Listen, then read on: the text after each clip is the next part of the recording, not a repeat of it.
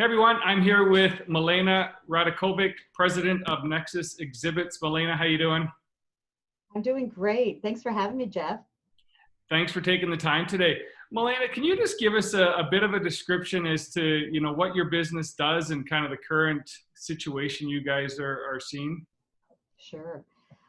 So we've been around since 1979. So we're a visual branding solutions company. So we help companies from nonprofit to Fortune 500 companies with their branding solutions for trade show exhibits, for events and interior environments.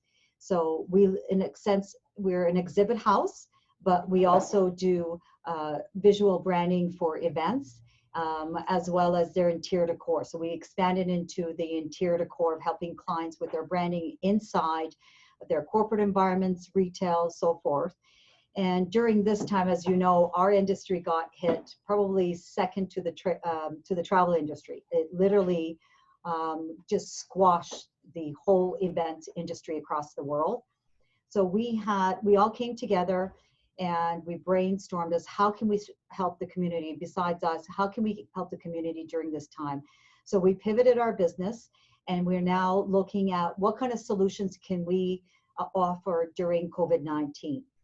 So now we're offering physical distancing signage to PPE materials from face shield to protective guards for clients who are wanting to, who are going to be opening up, to even face masks. Right now it's really hard for even regular civilians to get face masks. So we've gotten face masks to branded face masks for corporations, because more and more corporations, instead of better for the environment. Yes, there's reusable ones, but why not use the branded ones where staff can then go in, wash them, have a few, and then they can reuse it. And it's good branding for the businesses as well. So that's kind of how we've survived during this time. It's interesting you say that. I kept thinking about once they actually bring back pro sports, there's got to be a whole new market for branded face masks. I never thought about the sports. I was more thinking of our companies, wanting to give something to their staff. Yeah. But that's an interesting. Maybe I got to reach out to the Calgary Flames. They are one of our clients, so that's a great idea. So Milena, as entrepreneurs, we've both been doing this for a few years now. But what have been some of the highs and lows you've experienced over the past couple of months here? Well, the lows, I have to say, is when literally everything shut down. And then I had to look at my cash flows and looking at my operating expenses and the staff, and then realizing that I would have to go into the office the following week. So when this happened on that weekend, and saying, oh my God, I have to lay people off. And that was probably the lowest time of my life, because yes, I've been through different hardships that we've had in Calgary and Alberta during the oil and gas crisis that we had in 2012 and 2014, as you know. But this was hard because we had a lot of new staff that we had hired, because we were going through, our March was going to be one of our best months ever. And then, so we hired up, and then all of a sudden I had to come in and lay off the new staff. And that was the most stressful time that weekend. It was hard on me. Thank God I had a supporting husband and family, because I was dreading going into the office. And you know what? The staff that I had, they were absolutely incredible. They totally understood. I still keep in touch with them. Hopefully things will turn around, that we can bring back the new staff. But my number one was looking after my team that I've had for many years and ensuring that the lights stay on, so that when things get back to the norm, well, I don't know if there is a new norm, that I can protect the company. And the company is the long living staff that I've had as well. You know what? We unfortunately had some layoffs as well. And that's one of those things that unless you're put in that position, you don't understand the stress and just the emotions that come into play with that, because that is an incredibly difficult thing, because the last thing we want to do is lay people off. We want to be going like this, not like this. And so I can definitely empathize with you there. How about the highs? What have the highs been?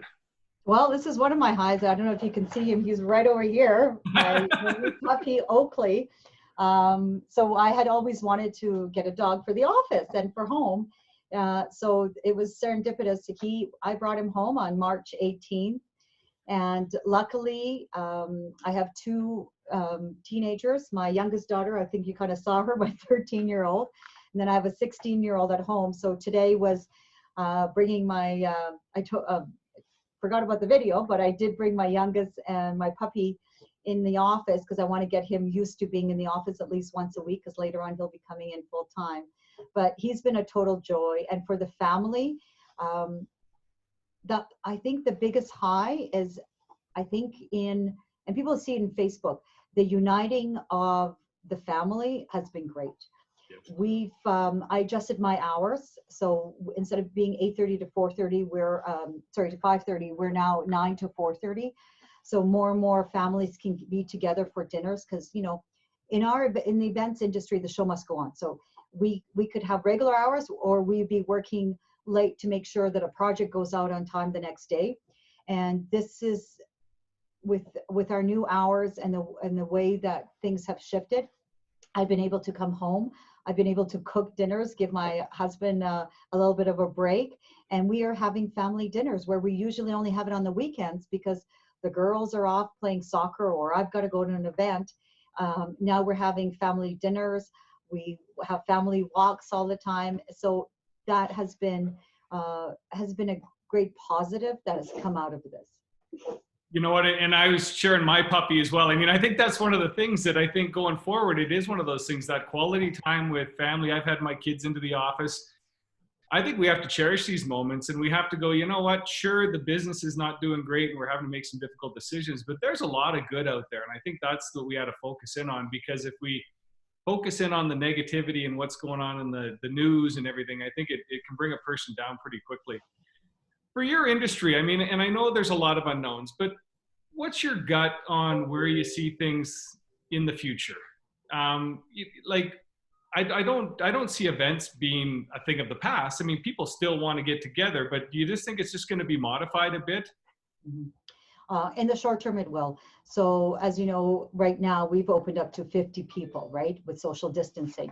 So, and I don't think we're going to get over 250 in this year.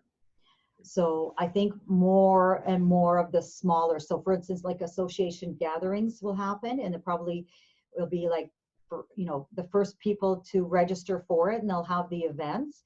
I think what I think our clients should do, and what I'm recommending, is they would do more community involvement. So for instance, doing road shows where bringing the show to them, bringing it to their customers and clients. So instead of having it reverse where you have a trade show and the clients are coming to you, I said, this is the time where I can see the industry pivoting and saying, okay, we're going to come to you. We're going to come to the community.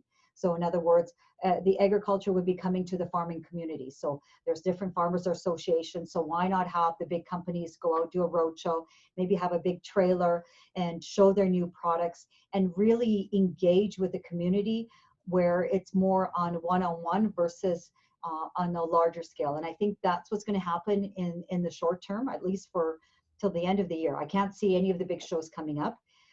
Virtual, I got to say, the virtual events, I don't think that's going to be happening in the future.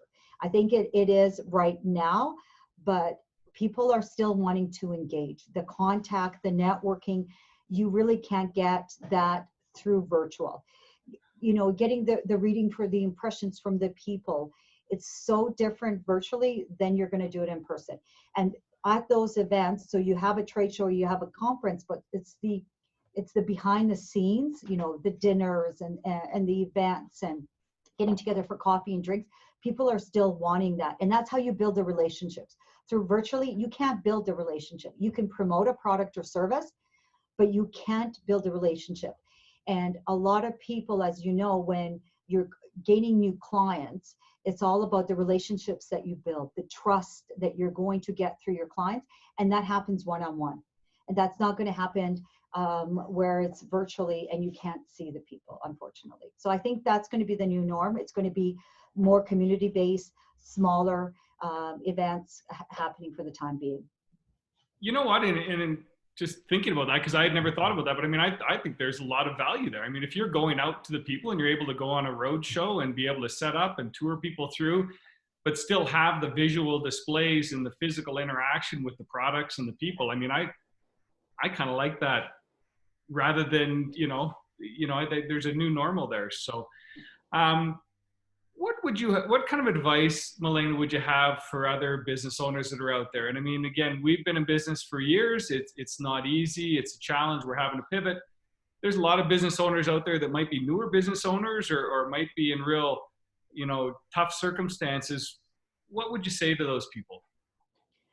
Number one is monitor your cash flows. The first thing you need to do is really sit down with your accountant and plan it out. And you've got to look at 3 to 6 months out.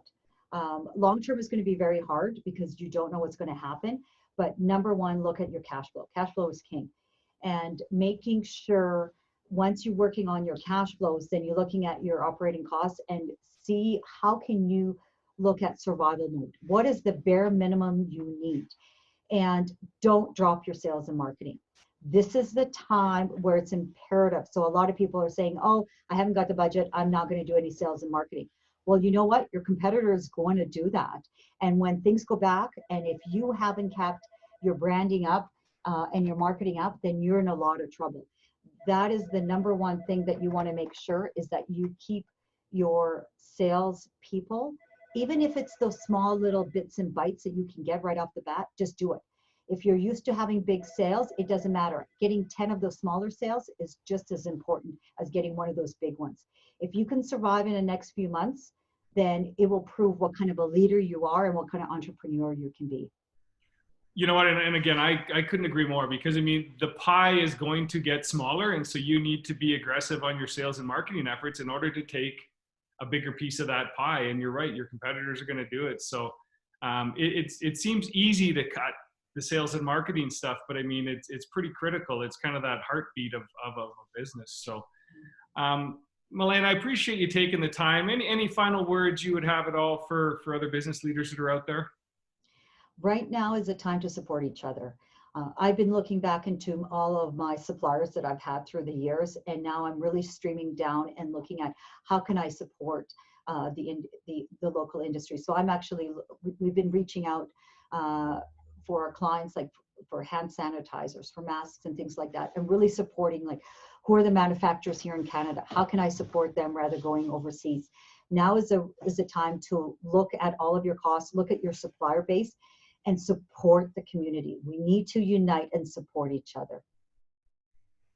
I love that, Milena. And you know what? I think after seeing Oakley in the video, I'm going to start including Ben in all the videos, because he's so much more personal. So Thanks, Jeff. You know what? That's great. Thanks for taking the time, and stay safe, stay healthy, and hope to see you in person sometime soon here.